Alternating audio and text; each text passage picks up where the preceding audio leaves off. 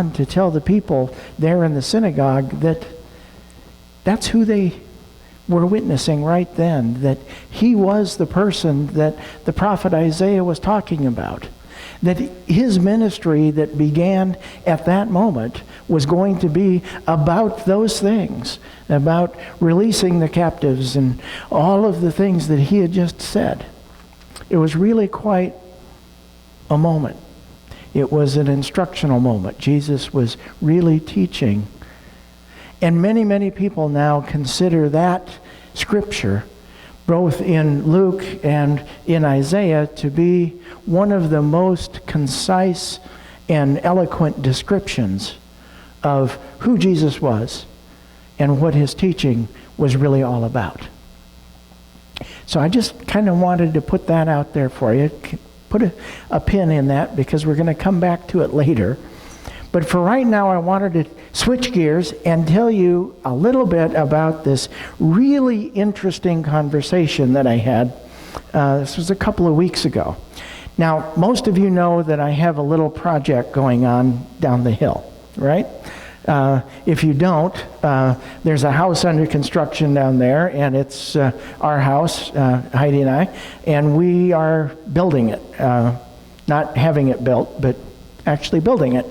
And most of the material that is there in the house has come to the job site via my pickup. But occasionally there are things that are so large and so heavy, and so much trouble to transport that I opt to get things delivered. And so this was one of those events where I was getting some materials delivered to the job site, and I met the delivery driver down there, and he jumped out of the delivery truck, and he walked over, and we had this conversation.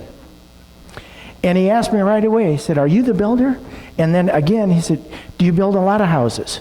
Now, I don't know what his curiosity was about, if he was maybe looking for a job or something, but I said, "Well, yeah, sort of. I'm the builder, but I'm not a commercial builder. I don't build a lot of houses. I'm just a guy. I'm just an individual, and I'm building my own house." And he looked around, he said, "Ooh, that's cool." And then he looked around a little more, and he said, "Where did you find this lot?" And I responded, I said, "Well, the church owned it, and I was able to buy it." And as I said that, I was kind of pointing, over my shoulder. Well, the church owned it, and I was able to buy it. And he said something really interesting. He said, "I'm not sure I'd ever buy anything from a church." And I said, "Well, what do you mean?" The driver said, "Oh, I don't know. Churches just kind of give me the creeps. They seem like a weird group of people. I'm just not very religious." Now, I didn't have the heart to tell him that I was the spiritual leader of this weird group of people. But I did respond. I said, "Well, I know what you mean, but not everyone is the same, I do know a number of people in that church, and they are really okay."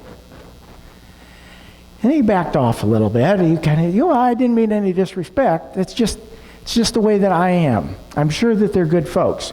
And then he wanted to change the subject right away. He said, "Where do you want this stuff anyway?" Now, I find this to be incredibly interesting because this delivery driver was probably in his mid-20s. But the question that I want to ask, the question that I want to pose to you is, where did he learn these things? Where did this attitude come from? Who taught him to be suspicious of churches? Who taught him that the people in church were a little weird? Who taught him that he didn't really want to be very religious? And this is a question that comes up periodically over and over and over again. And I have an answer that I want to explore. But this idea that you have to be taught these kinds of attitudes, you have to be taught this information, is something that has been around for a while. I don't know, how many of you remember the musical South Pacific? Okay, a few of you out there. It was released in 1958. I was 2 years old in 1958, and I can't claim that I really remember it, but I do know that as I was growing up, we had the record album around the house. We had a lot of soundtracks on record, and we played music a lot in my house. I remember the music from South Pacific. I remember the music from My Fair Lady, is another one, or even The Sound of Music. But in the soundtrack of South Pacific, there is a song that has some really interesting lyrics, and this might ring a bell for you. But those lyrics are about racism. And they go something like this. It says, you've got to be taught to hate and fear. You've got to be taught from year to year. It's got to be drummed into your dear little ear. Yes, you've got to be carefully taught.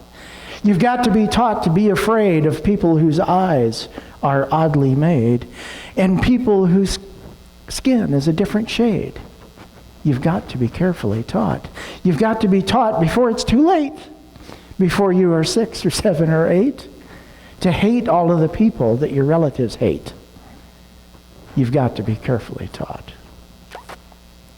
Now, as I said, that was pointed at racism, and that's part of what South Pacific was about. But this idea that children that are born aren't born with prejudiced attitudes. Young adults that are out there wandering right now or working as a delivery driver, they don't form those opinions in a vacuum. They come from somewhere. There's something that is going on that creates this environment where people are a little suspicious of church. Now, I don't know if you happened to catch it or not, but in the news this week, there was, in the Tribune, there was a headline here about it says, High Court rules for Christian baker. Now, I knew that you wouldn't be able to see the newspaper, so I took a picture of it and put it up on the screen. Now, in spite of what the headline says, this guy's name is not Christian Baker. Okay? His name is Jack Phillips. And this is a story about the Supreme Court, and everybody can relax. I'm not going to give any kind of a political speech about, one side or the other. And this happens to be, again, about an issue of the LGBTQ rights and so on, but this isn't really a sermon about that. What this is a sermon about is this particular headline. Because this particular person, Jack Phillips, claims to be a Christian, and yet he wants to oppress and marginalize. Now, it's his bakery, it's his business. It's a free country, I guess. He's free to believe what he wants to believe. And if I were sitting on the Supreme Court, this was apparently a pretty complicated case, and I'm not sure how I would vote in this particular case. But it does remind me that there were lawsuits like this about the time that the South Pacific musical came out in the 50s and in the 60s, where cafe owners and restaurant owners refused to serve African Americans simply because of the color of their skin. And eventually that became illegal. This headline, though, identifies Jack Phillips as a Christian baker. However, it in no way represents Christianity as I understand Christianity. There's no mention at all in that article, not anywhere, not even a hint, that Christianity might possibly offer a broad spectrum of thought on this particular topic. There's no mention anywhere in this article that there might be churches out there that are in disagreement with Jack Phillips. There's no mention anywhere that Christianity is perhaps a little divided on this issue. No, Christianity is all lumped together into one preconceived idea and message, and everybody thinks that isn't real familiar. Everybody thinks then that they understand Christianity. And they understand Christianity as being oppressive and judgmental and narrow-minded and anti-gay, when in fact that's not the case. I asked the question, how did that delivery driver get taught the things that he seemed to believe to be true? And the media is one way that tends to happen. Now, I didn't expect this delivery driver to understand when I pointed to the church that he would suddenly be enlightened and say, oh, it's a United Methodist church. That's the church that John Wesley started. Oh, now I understand. Yeah, you guys are normal. It's everybody else that's a little weird. I really didn't expect him to know that or to understand that, because once again, he hadn't been taught anything about that. But that is in our blood. It's in our history. It's part of our DNA, if you will. It's part of who we are. I don't know I'm sure that you can't see this that's a statue of John Wesley. It's over in England, and he's up on a pedestal. But if you look at the base there where he's standing, it says, "The world is my parish." And that's something that John Wesley believed to be true, and it's something that really eventually got him into trouble. Because John Wesley was preaching and active and was a minister in the Church of England, the Anglican Church.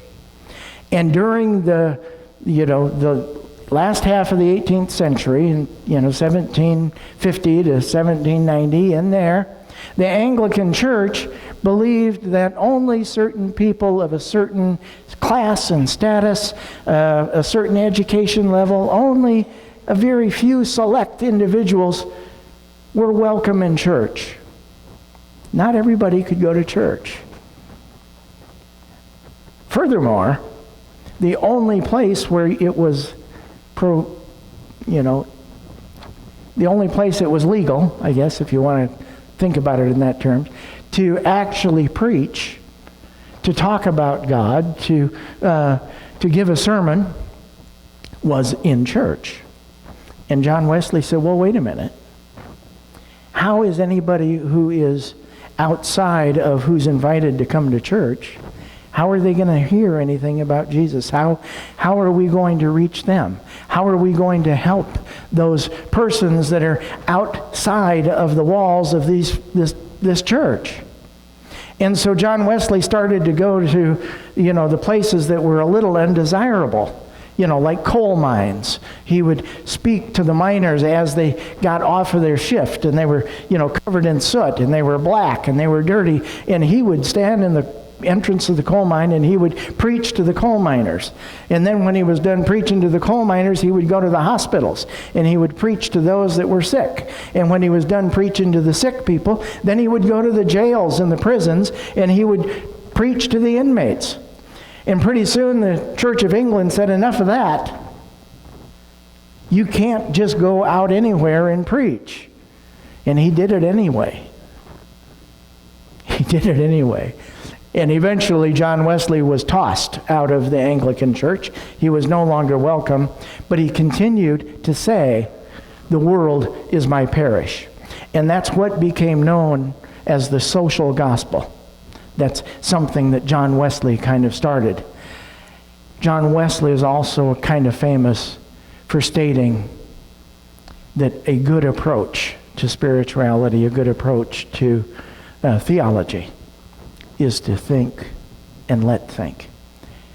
Now, as I said, I didn't expect my delivery driver to understand all of those differences that kind of set a Methodist church apart a little bit from the balance of the churches around, because we do have a certain element of social justice into our, bred into who we are and what our heritage is and what kinds of attitudes our founder, John Wesley, had. But my question is still the same. I didn't have a chance to teach him anything about Methodism, and it's difficult to get that word out unless somebody happens to come to church. But where did he learn this idea that churches are to be a little suspect, that I'm not sure I'd ever buy anything from a church, and, it's a weird little group of people? Where do these attitudes come from? Well, I talked about the article in the newspaper, and then there's this guy. You might recognize him, you might not. His name isn't important. He's a TV evangelist. And it was just on the news last week that this TV evangelist wants to raise $50 million from those people that are tuning in and praying with him every week. And he's asking them to send in their money, send in your donations, because he really needs a new Learjet. The one that he has isn't big enough and it's not fast enough. And he needs a new one so that he can reach more people for Jesus. Yeah. You have to be carefully taught to develop these kind of ideas and these attitudes toward the church, don't you? And when we ask how it is that people form these ideas, how it is that these people are taught these things, you don't have to look very far, because it's in the newspaper and it's on TV and it's on the radio and it's everywhere, that we are confronting an absolute onslaught. It is a tsunami of misinformation, of bad information, of this idea that we can lump all of Christianity together into just a single attitude or a single headline or a single TV evangelist. Understand that when somebody comes to church here, you're likely to be challenged. You're likely to be pushed a little bit. You're likely maybe to hear something that, I've never heard it put quite that way. You're on the edge of something new and something different. But who are you telling about your experience here? If we stay quiet, we will never be able to teach the people that need to be taught that there are differences in churches. There are differences in Christianity. There are things that people need to know. Yes, you must be carefully taught. But who does the teaching? You see, it's up to us to speak up. It's up to us to get involved. It's up to us to write letters to the editor. It's up to us to challenge some of the misconceptions and the misinformation that is so prevalent and out there. Because that is who we are. That's what our heritage is. That is the kind of preacher that John Wesley was. And that is who we are called to be. If we think again about the ministry of Jesus, and there he is in the synagogue, and he is trying to convey to the elders and to the scribes and to the Pharisees and to the people gathered there in the synagogue that kind of had gotten bogged down. They were a little bit stuck. They decided that their tradition and their way of doing things was just perfect the way that it was, and they had no interest at all in reaching out beyond really the walls of that synagogue. And Jesus stormed in there, and he said, I am the guy. I am the guy who's going to preach good news to the poor. And I am the guy that's going to bring release to the captives. And I am the guy that's going to offer recovery of sight to the blind. And I am the guy that's going to let the oppressed go free. And we are called to nothing less. If we call ourselves Christians, by definition, that means that we are followers of Christ, and we are to be about these four things. Good news to the poor. Kathy Forge talked about this Wednesday, our turn to help feed the hungry at the Salvation Army. I used to work for Habitat for Humanity. Good news to the poor means that we feed the poor. It means that we house the poor. It means that we provide health care to the poor. Release to the captives doesn't necessarily mean that you have to be in jail to be held captive. I would argue that my delivery driver that I had that conversation with was held captive by his own thoughts and by his own prejudices and by his own misinformation. It is our calling to offer release to people that are held captive by their own thoughts, by their own prejudices, by their own ways of thinking, that maybe we need to offer some enlightenment around that. And recovery of sight to the blind is precisely the same thing. I don't think we're really talking about physical blindness here. We're talking about being so preoccupied with ourselves that we can't see the other. And to let the oppressed go free. That is our calling. That is who we are. That is in our DNA as a United Methodist Church. That's who Jesus was. That's who John Wesley was. And that's who we are called to be. And it is absolutely essential that we talk to other people, that we stand up when we see injustice. We speak out. We write a letter. We tell somebody. We challenge a thought. And as we do that, we will stem the tide just a little bit against the misinformation, against the media coverage, and against the attitudes that, church is a little weird. And I guess I am too. So that's food for thought. Amen.